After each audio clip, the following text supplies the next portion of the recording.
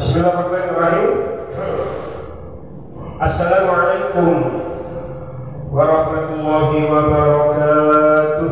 Waalaikumsalam.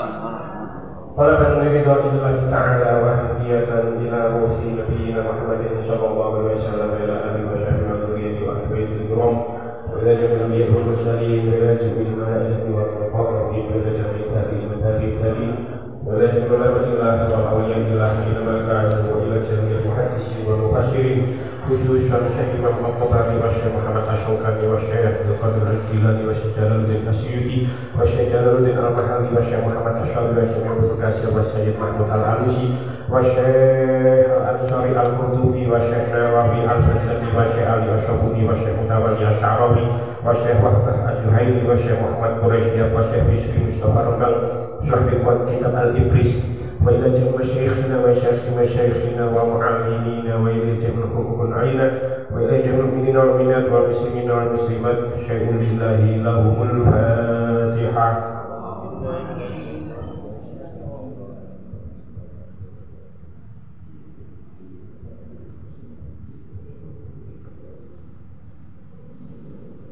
Bismillahirrahmanirrahim.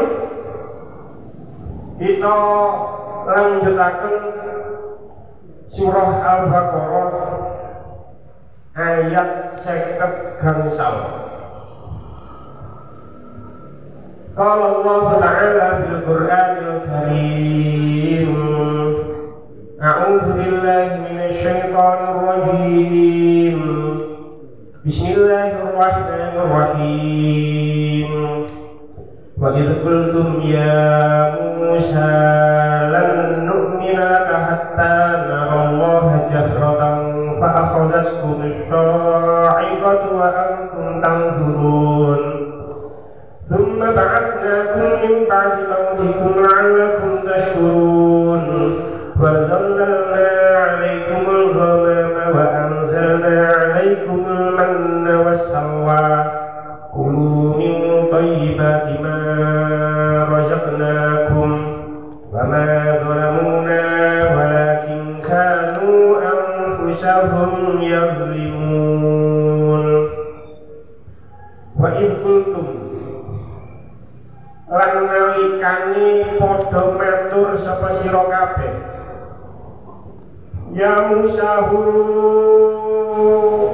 Nabi Musa lan mukina boten iman sapa kula laka dateng panjenengan hatta naro hingga sumerep sapa kula Allah ing Gusti Allah jahrotan kelawan ngedeng fa akhazatkum mongko nyamber kum ing sira kabeh apa as-sa'iqatu bledek wa antum halil utawi sira kabeh iku tanzuruna padha ningali sapa sira kabeh. Summa ba'asna mongko kali-kali nangiaken sapa ingsun kum ing sira kabeh mimpa dimautikum saking sawise mati sira kabeh la'alakum supaya ana sapa sira kabeh iku taskuruna padha gelem syukur sapa sira kabeh. Wa dhallalna lan paring iup-iupan sapa ingsun alaikum ing atase sira kabeh al-ghamama ing pira-pira mendung wa anzalna lan nurunaken sapa ingsun alaikum ing atase sira kabeh al-manna ing manna was-salwa lan salwa kulu padha mangan sapa sira kabeh min thayyibati saking bagus-baguse min thayyibati ma saking bagus-baguse barang razaqnakum kang paring rezeki sapa ingsun kum ing sira kabeh wa ma zalamuna lan ora padha nganiaya sapa Bani Israil na ing ingsun walakin tetapi ne kanu ana sapa Bani Israil angkusahum ing awake Bani Israil dhewe iku yadlimuna padha nganiaya sapa Bani Israil. Kita wasyaripun 55 nalika sira kabeh Bani Israil padha matur marang Nabi Musa, duh Nabi Musa, kawula sedaya boten badhe iman pitados dhateng panjenengan menawi kula boten saged ningali Allah Ta'ala kanthi ngedeng. Nalika iku sira kabeh banjur disambar bledek. Sabadane mengkono nuli Allah Ta'ala nuripaken maneh marang sira kabeh supaya sira kabeh padha syukur. Bani Israil ing zaman Nabi Musa biyen tau kaya kesandung oyot nimang manggon ana ing ora-ora. Ora bisa padha bali menyang omahe ana ing ora-ora kuno. Bani Israil diparingi rezeki rupa panganan kang arane manna rupa kaya apa niku blenduk yen tau keterangan lan manuk sawah gedene sak bebek. Wa idh qultum ya Musa lan nu'mina laka hatta narallaha jahratan fa akhadhatkum as-sa'iqatu wa antum tanzurun. Dan ingatlah ketika kamu berkata, ya Musa, hai Nabi Musa, lan nu'mina kami tidak iman laka kepadamu hatta narallaha jahratan, sehingga kami melihat Allah secara langsung. Fa akhadhatkum as-sa'iqatu wa antum tanzurun, maka dari itu kalian disambar halilintar sedang kamu menyaksikannya. Kang tafsir As-Sawi, Kang tafsir As-Sawi dipun sanjangaken. Wa hasil dzalika annahu ba'da qabuli taubatihim, setelah mereka diterima taubatnya, ini ceritanya dimantun bisa saling membunuh atau napa-napa. Setelah mereka diterima taubatnya, Allahu ila Musa, Allah memberikan wahyu kepada Nabi Musa agar Nabi Musa mengambil kaumnya sebanyak 70. Jadi 70 orang, sab'ina rajulan mimman lam ya'budul ijlah. Allah memberikan wahyu kepada Nabi Musa untuk mengambil 70 orang dari kaum Bani Israil yang tidak menyembah ijel. Dikumpul wong niki mang semua tafsir niku menurut riwayat yang masyhur itu 70. Tapi tentang tafsir Ruhul Ma'ani wakila asratu alafin min qaumi. Ada sebuah pendapat tentang tafsir Ruhul Ma'ani sing dipilih kali Nabi Musa itu bukan 70 tapi 10.000. Bayang dong, mau 10.000 lah dipakai teman. Tapi menurut pendapat yang masyhur sab'ina rajulan, 70 lelaki. Nah, 70 lelaki dari kaum Bani Israil ini dipilih kali Nabi Musa.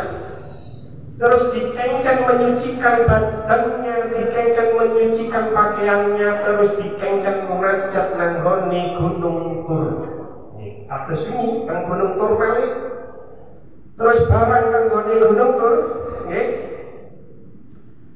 pas ketika teng Gunung Tur niku tanggone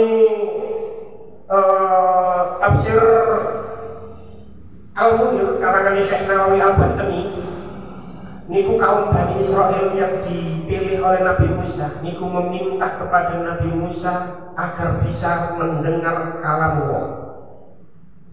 Kalau si tanggone tafsir tafsir Al-Munir karangan Syekh Nawawi Al-Bantani, orang-orang Bani Israil menikah kaya senyata. Sal rabbaka hatta yasma'una kalamahu. Mintalah kepada Tuhanmu supaya kami bisa mendengar kalamnya. Akhirnya Nabi Musa matur teng Allah, nyuwun teng Allah, dan ternyata kali Allah dikabulkan. Akhirnya ketika mereka berada di Gunung Tur, awan itu menutupi semua gunung. Awan menutupi semua gunung, lajeng orang-orang Bani Israil dikengken mlebu tenggone awan niku mang. Terus Nabi Musa niku tenggone ceritanya tenggone wajahnya teng batuk teng jabhatilah jabhati niku mencorong sinar yang sangat terang sampai-sampai anak Adam siapapun manusia itu tidak mampu untuk melihatnya. Terus mereka mendengar tentang tafsir Al-Munir, if'al kada wala taf'al kada. Ada suara seperti itu. Ada suara seperti itu. Ya, tentang tafsir Ashabi suaranya tidak seperti itu, tapi suaranya kata ngeten.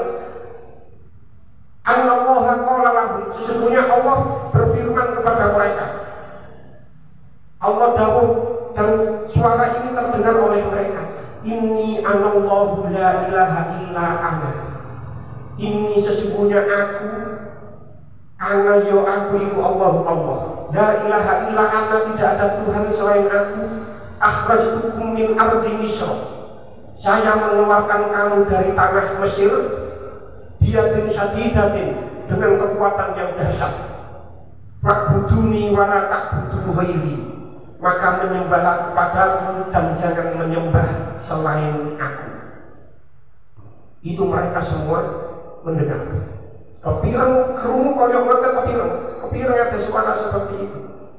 Nah, wis mari kerungu koyok ngono. Orang-orang Bani Israil ngomong tentang Nabi Musa, "Ya Musa, lan nu'mina laka hatta narallaha jahra." Ngomong kebacut, mari njaluk supaya kerungu kalamnya Allah, barang wis dikeki kerungu. Matur marang Nabi Musa, ngomong marang Nabi Musa, lan nu'mina laka hatta narallaha jahra. Ya Musa, kami tidak akan beriman sebelum kami melihat Allah secara langsung. Jarwe ngoten. Nah, lewat ayat niki ulama berbeda pendapat fi jawazi ru'yatillah. Dalam napa Jawas itu wenang napa bahasa Indonesia itu. Jadi lewat ayat ini waqad ikhtalafa fi jawazi ru'yatillah ta'ala. Lewat ayat ini ulama itu berbeda pendapat tentang bagaimana mungkinnya manusia melihat Allah. Dalam tafsir Ruhul Ma'ani dikatakan, termasuk tafsir Al-Qurtubi, orang-orang Mu'tazilah, orang-orang yang ahli bid'ah, lewat ayat ini anak ingkariha fid dunya wal akhirah. Orang-orang Mu'tazilah, orang-orang ahli bid'ah itu ingkar manusia bisa melihat Allah baik di dunia ataupun di akhirat. Jadi ada kalangan di luar kita itu yang berpendapat tidak mungkin seorang manusia itu melihat Allah secara langsung baik itu di dunia ataupun di akhirat. Tapi wa ahlus sunnati was salafi, tapi menurut ulama ahlus sunnah dan ulama salaf ala jawaziha fihima, mungkin saja seseorang manusia itu bisa melihat Allah baik itu di dunia ataupun di akhirat. Bahkan dikatakan wa wuqu'iha fil akhirah, dan memang begitu nanti di akhirat. Nah, tentunya mungkin hanya Nabi Rasul saja yang bisa melihat Allah secara langsung. Tapi mengenai akhirat menurut ulama ahli sunnah, menurut ulama salaf, kenikmatan yang paling agung bagi penduduk surga itu bukan kenikmatan kumpul karo bidadari bagi orang laki-laki. Kenikmatan yang paling agung di surga bagi penduduk surga buat wanita itu bukan bergelimang emas permata. Kenikmatan penduduk surga itu bukan meminum telaga kausar, bukan minum susu, bukan minum madu, bukan minum khamar. Tapi kenikmatan yang paling agung bagi penduduk surga itu adalah melihat Allah secara langsung. Dan ini sampun dibahas Allah tentang Al-Quran, dia dibahas Kanjeng Nabi tentang hadis. Tentang surah Al-Qiyamah. Surah Al-Qiyamah itu juz 9 urutan surat nomor 75. Jenengan tingali teng ayat 12 kali ayat 13 Gusti Allah dawuh teng mriku wujuhu yauma idzin nadhirah ila rabbiha nadhirah. Wajah orang-orang mukmin saat itu berseri-seri bahagia ila rabbika nadhirah, kepada Tuhannya mereka melihat. Jadi di Al-Quran sudah dijelaskan bahwasanya penduduk surga nanti bisa melihat ila rabbika nadhirah, ila rabbiha nadhirah, kepada Tuhannya mereka melihat. Teng Sahih Bukhari, ya. Teng hadis Sahih Bukhari, kula tingali hadisnya nomor 554 teng juz setunggal. Hadisnya Sahih, teng Sahih Bukhari hadis nomor 554. Teng mriku Kanjeng Nabi dawuh, kunna ma'an Nabi sallallahu alaihi wasallam fanadra ila qamari lailatan, yakni al-badr. Ketika itu para sahabat kempal kali Kanjeng Nabi ketika malam hari. Kempal kali Kanjeng Nabi pada saat itu, kebetulan pada saat itu adalah malam bulan purnama. Terus Kanjeng Nabi matur marang sahabat, faqala mongko matur sapa Kanjeng Nabi, innakum satarawna rabbakum kama tarawna hadzal qamar. Innakum satemene awakmu kabeh iku satarawna bakal akan melihat kamu semua rabbakum kepada Tuhanmu semua kama tarawna hadzal qamar, seperti halnya kamu melihat rembulan ini. Jadi lagi kumpul kali sahabat dan sahabat semua, terus Kanjeng Nabi matur, sesungguhnya kamu akan melihat Tuhanmu seperti halnya kamu melihat rembulan ini. La tudalluna fi ru'yatihi, dan kamu tidak akan berdesak-desakan ketika melihatnya. La tudalluna fi ru'yatihi, dan kalian tidak akan berdesakan ketika melihatnya. Sing kudu dieling, ayat ini, hadis ini, sahih hadisnya. Parameter yang digunakan itu adalah parameter akhirat. Jangan ukur dengan menggunakan parameter dunia. Ketika ada jauh-jauh koyok itu, innakum satarawna rabbakum kama tarawna hadzal qamar, la tudalluna fi ru'yatihi. Jangan mempunyai pikiran, ojo duwe pikiran berarti Allah itu ada di depan kita atau ada di atas kita. Innakum satarawna rabbakum kama tarawna hadzal qamar. Lek ngono berarti Gusti Allah nang dhuwur, utawa Gusti Allah nang ngarepe awak dhewe. Itu adalah parameter dunia. Itu adalah parameter dunia. Tolak ukur di dunia, lek melihat itu ya di arah kita, ya bisa di depan, bisa di atas, bisa di samping. Tapi jangan gunakan parameter dunia untuk di alam akhirat. Karena apa? Di dalam akidah kita, di dalam akidah ahli sunnah wal jamaah, Allah wujud dilamakan. Allah itu ada tanpa tempat. Miku sampai wujud cekel ini, itu Allah wujud dilamakan. Jadi Allah ada tanpa perlu tempat. Sebab kalau Allah memerlukan tempat, sebelum Allah menciptakan tempat, Allah ada di mana? Jadi miku sing kudu dicekel. Jadi kita tidak perlu memperpanjang membahas masalah ini karena memang keterbatasan akal kita sebagai manusia. Jadi enten ngaji di luar, enten ngaji di luar yang menamakan diri ngaji tauhid, ini sebenarnya baik-baik saja. Tapi membahas tauhid terlalu jeruh, terlalu buku, ini bahaya. Kulo pribadi ini kira wong nyeluk kulo wis Gus ya. Kanca-kanca kula nggih otomatis ya Gus nggih kiai, kanca-kanca kula. Itu ada salah satu kiai kampung, orang-orang kampung memanggil dia kiai. Niku ngajak kula ngaji. Ngomongin ngaji tauhid. Terus sanjane ngeten. Iki ceritanya kan. Dalam setahun ngajak kula. Ayo Gus melok kula ngaji, kula gak ada guru. Guru kula iki makrifat marang Allah. Sing nguruk langsung Allah. Wonten jarene. Wis kula mboten melok wis. Wis kula lek krungu kaya ngoten wis kula adori. Wis ini bagus ngaji tauhid nabi, tapi lek wis terlalu jero napa maneh jarene iki wis langsung teko Allah, ilmune iki langsung teko Allah, malah mengatakan bahwasanya mursyid-mursyid sekarang wis palsu kabeh tur ini. Wis timbangane kula melok ngoten wis mending muruk arek cilik-cilik kaya Fahmi, nanti iki kula muruk Jurumiyah, kula muruk Syaraf, mending kula ngaji kaya ngoten. Jadi kalau ada di lingkungan kita seperti itu, saran kula, wis mending wis gak usah, wis mending ngaji ngene-ngene, utawa ngaji tutur-tutur, ngaji nasihat, ngoten mawon. Ngaji bab yang masalah tauhid yang tingkat tinggi niku kuatir melenceng. Ini gimana? Kita tidak perlu memperpanjang masalah ini. Yang jelas itu besok dan akhirat menurut paham kita ulama ahli sunnah, nikmat yang paling agung itu adalah melihat Allah. Pun ya sebetulnya usah didawa-dawa nomani. Apa adalah Allah wis sebetulnya usah didawa-dawa nomani. Balik ke ayat. Karena orang-orang Bani Israil ini sampun keterlaluan. Nggih, sampun keterlaluan. Wis njaluk supaya krungu kalam Allah, ditaringi krungu kalam Allah, ternyata njaluk narallah hajah, melihat Allah secara langsung. Padahal orang-orang Bani Israil itu sudah diberi nikmat-nikmat kuatah. Mungkin nikmat kabirah kita bahas ini. Sudah diselamatkan sebelum-sebelumnya sudah diberi nikmat. Kok njaluk melihat Allah secara langsung? Ini sudah keterlaluan, ini sudah kebablasan, sehingga apa?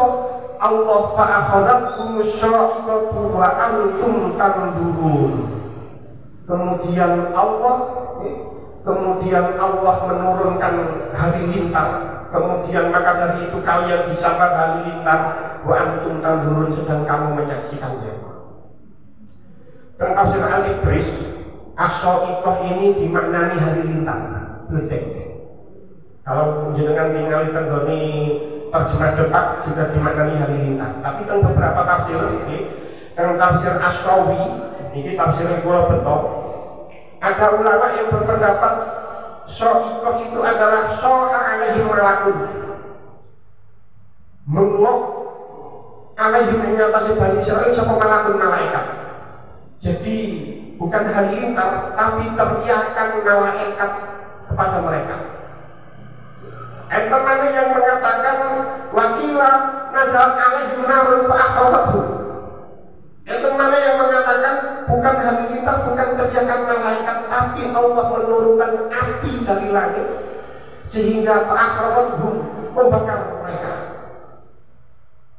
Jadi apapun sa'iqah, entah itu halilintar, entah itu teriakan malaikat atau api yang turun dari langit, yang jelas sa'iqah itu membunuh mereka semuanya. Tapi membunuhnya bukan langsung, tapi wahid dan ba'da wahid, membunuhnya itu satu persatu. Wantum tanzurun, dan mereka mengetahuinya, melihatnya.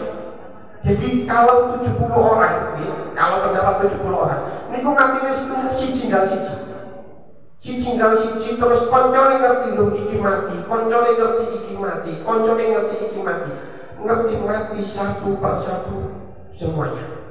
Dan semua yang diajak oleh Nabi Musa, entah itu 70, entah itu 10.000, menyaksikan teman-temannya satu persatu mati. Dan mereka mati selama sehari semalam. Terus lanjutannya ayat, ketika semua sudah mati, lanjutannya ayat, summa ba'asnakum min ba'di mautikum la'allakum tashkurun. Kemudian kami bangkitkan kamu setelah kematian kamu agar kamu bersyukur. Ini adalah nikmat keenam yang diberikan Allah kepada Bani Israil. Ini nikmat yang keenam. Dihidupkan kembali setelah mereka mati agar mereka bersyukur, dibangkitkan kembali. Kemudian dikatakan wahada mautu hakikiyun. Kematian ini adalah kematian yang hakiki, bukan mati suri, bukan tertidur seperti halnya Ashabul Kahfi, tidak. Tapi ini kematian yang hakiki. Mari kita menang. Ketika la'allah kita syukur, supaya mereka bersyukur agar bisa menjadi pelajaran bagi mereka. Dan tafsir Al-Munir katakan Syekh Nawawi Al-Batani, niku menceritakan ketika 70 orang Bani Israil ini mati. Nabi Musa niku sedih. Nabi Musa niku ndonga marang Allah, tangane diangkat teng langit. Terus Nabi Musa ndonga kaya ngeten, ya ilahi, wahai Tuhanku, akhtartu min Bani Israil sab'ina rajulan. Kula niku milih wong 70 dari Bani Israil, liyakunu syuhudiyya bi qabuli taubatihim, supaya mereka menyaksikan bahwasanya taubat mereka telah diterima. Fa'arja ilaihim wali sama'i minhum wahid. Terus lek kula balik nganggone kaum kula, terus saya tidak beserta orang 70 itu satu pun. Famaladzina yaquluna, terus apa yang akan diucapkan mereka kepada saya? Jadi Nabi Musa ndonga, ya Allah, kula iki milih tiyang pitung dosa, kula jak teng Bukit Tur supaya menjadi saksi bahwa taubat mereka telah diterima. Lalu kula balik, terus mantuniku kula balik tanpa seorang pun dari 70 orang sing kula jak niku mang. Terus apa kata umat sing kula tinggal niku mang, yang sing boten melok jejak teng Gunung Tur. Maka dengan doa seperti itu, mriki dikatakan tentang tafsir Asy-Syawi dikatakan wa innama uhyu bi syafaati Musa. Mereka dihidupkan karena syafaat Nabi Musa. Dan inilah nikmat yang keenam yang diberikan oleh Allah kepada Bani Israil. Lanjutannya ayat. Wa dhallalna 'alaikumul ghamama wa anzalna 'alaikumul manna wassalwa. Wa dhallalna 'alaikumul ghamama, dan kami naungi kamu ghamam dengan awan. Ini adalah nikmat yang ketujuh yang diberikan Allah kepada Bani Israil. Nikmat yang ketujuh yaitu Allah menaungi kaum Bani Israil dengan awan, dilindungi dari terik matahari. Peristiwa niki yang memiliki tentang tafsir Asy-Syawi dikatakan, peristiwa ini terjadi teng Bukit Tih wasola Abdi Baina Syam wa Misr. Peristiwa ini terjadi di Bukit Tih. Bukit Tih ini wilayahnya antara Mesir dan Syam. Mengriku, sebab nopo kaum Bani Israil niku dikengken mlebet teng sebuah kota, tapi mereka tidak mau. Mereka tidak mau. Sampai orang Bani Israil karena tenggore kota itu terdapat kaum raksasa, kaum yang gagah perkasa, disuruh untuk memerangi kaum itu, tapi kaum Bani Israil boten turun, sehingga sampai kaum Bani Israil niku gensik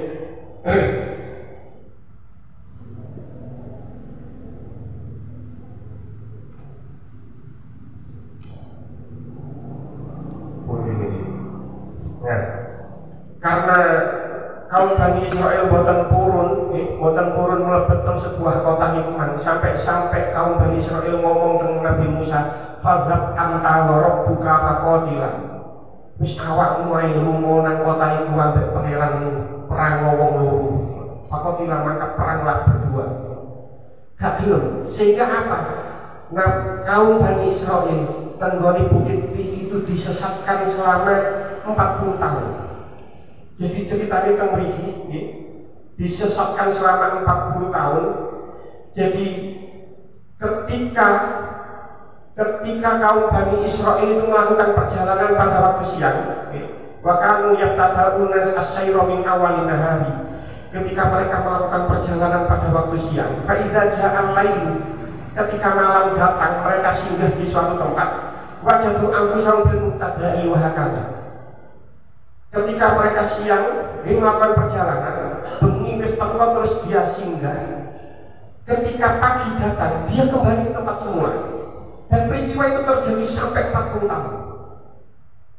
Jadi melakukan perjalanan, barang wis bengi wis teko, isu itu mengalami kembali lagi ke tempat semula. Kulo pernah mengalami koyo ini. Ini pun pernah ketika keluar haji 2015 niku pun mantun kelakuan, mantun wukuf, kula pun mantun wukuf. Wis sakulan punjul nang ngene Mekah niki sampai sakulan punjul teng ngene Arab niku wis kangen ambek omah. Karena kangen ambek omah wis jarang nang masjid.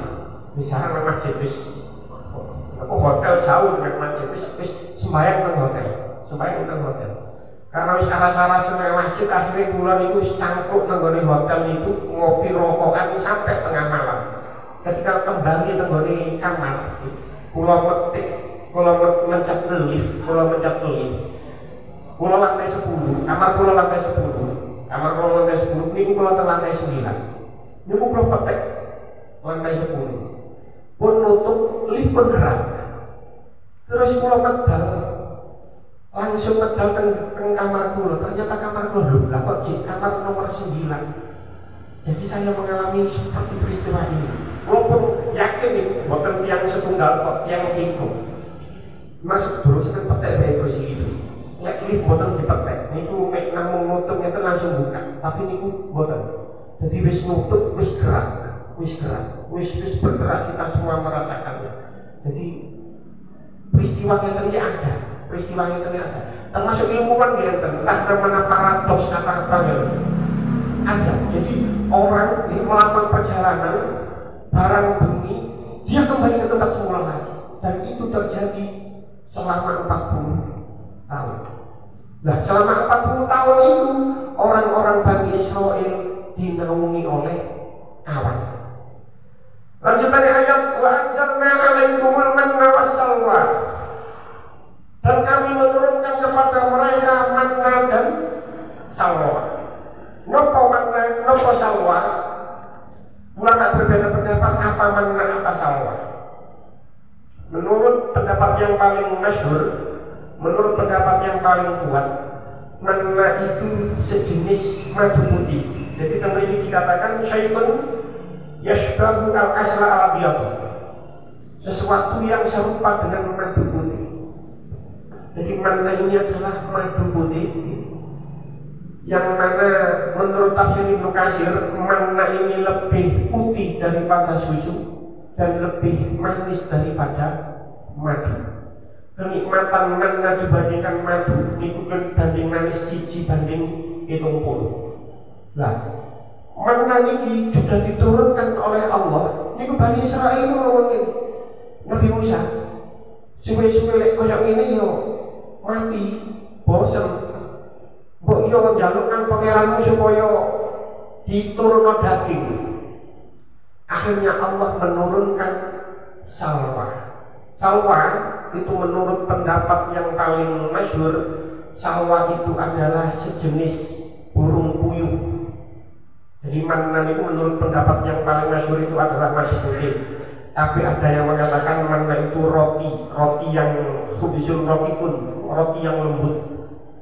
Tapi menurut pendapat yang masyhur, manna itu adalah madu putih. Salwa menurut pendapat yang masyhur itu adalah sejenis burung puyuh, makanya gedine sak bebek. Tapi ada juga yang berpendapat salwa itu madu. Ada yang berpendapat salwa itu madu. Tapi ini yang paling masyhur, manna itu madu, salwa itu burung puyuh, yang mana burung puyuh ini gampang ditangkap. Jadi Allah menurunkan manna wa salwa ini adalah kenikmatan yang diberikan oleh Bani Israel, oleh Allah kepada Bani Israel, kenikmatan yang ke-8.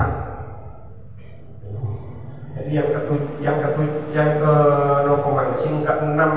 ini ke-6, ke-7, ke-8. Ini adalah yang ke-8.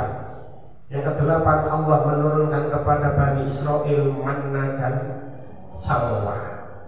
Nah, lanjutannya ayat, kulu min thayyibati ma razaqnakum. Makanlah yang makanan-makanan yang baik yang kami berikan rezeki kepada kamu. Allah menurunkan manna dan salwa ini. Nek manna Niku turunnya itu sejak terbitnya fajar sampai terbitnya matahari. Jadi sejenis kabut, diceritakan manna itu sejenis kabut yang mana turun ketika terbitnya fajar sampai terbitnya matahari. Jadi waktu ini subuh.